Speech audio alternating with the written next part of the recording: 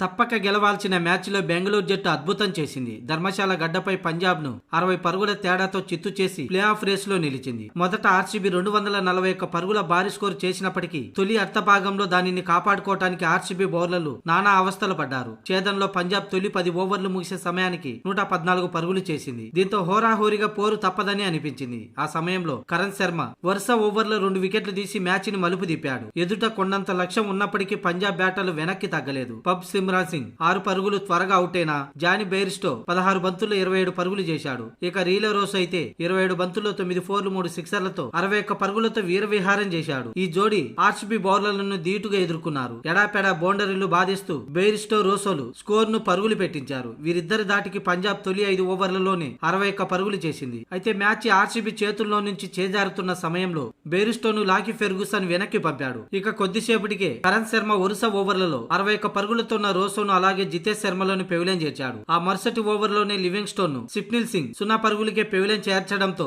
RCB dugout లో నవ్వులు విరిశాయి. అనంతరం కోహ్లీ మెరుపు ఫీల్డింగ్ దెబ్బకు శశాంక్ 37 పరుగులతో దాటిగా ఆడే సమయంలో రన్అట్ అయ్యాడు. మొత్తానికి కోహ్లీ మెరుపు ఫీల్డింగ్ దెబ్బకు శశాంక్ సింగ్ అవుట్ కావడంతో ఒక్కసారిగా మ్యాచ్ ఆర్సీబీ వైపు తిరిగింది. చివరికి అశుతోష్ శర్మ కూడా 8 పరుగులే చేసి అవుట్ అయ్యాడు. మొత్తంగా 17 ఓవర్లలో 181 పరుగుల వద్ద పంజాబ్ కింగ్స్ ఆల్అౌట్ అయింది. బెంగళూరు బౌలర్లలో మహమ్మద్ సిరాజ్ కు 3, లాకీ ఫెర్గుసన్ కు 2, కరణ్ శర్మకు 2, అలాగే స్వప్నల్ సింగ్ కు 2. ఇక అంతకుముందు ఆర్సీబీ బ్యాటర్లు రాణించడంతో రాయల్ ఛాలెంజర్స్ నిర్ణీత 20 ఓవర్లలో 7 వికెట్లు కోల్పోయి 241 పరుగుల భారీ స్కోర్ చేసింది. విరాట్ కోహ్లీ సెంచరీకి 8 పరుగుల వద్ద అవుట్ అయ్యాడు. 46 బంతుల్లో 7 ఫోర్లు 6 సిక్సర్లతో 92 పరుగుల టాప్ స్కోరర్ గా నిలిచాడు. రజత్ పాటీదార్ కూడా కేవలం 23 బంతుల్లో 55 పరుగులు చేసి కీలక ఇన్నింగ్స్ ఆడాడు. ఇక చివరిలో కామరూన్ గ్రీన్ 27 బంతుల్లోనే 46 పరుగులు చేసి ఆర్సీబీ భారీ స్కోర్ చేయడంలో కీలక పాత్ర పోషించాడు. మొత్తానికి ఆర్సీబీ 7 వికెట్లు కోల్పోయి 241 పరుగులు చేసింది. ఇక ఆ లక్ష్యాన్ని ఛేదించే క్రమంలో 10 వికెట్లు కోల్పోయి 181 పరుగుల వద్ద ఆల్అౌట్ అయింది పంజాబ్. మొత్తానికి 60 పరుగుల తేడాతో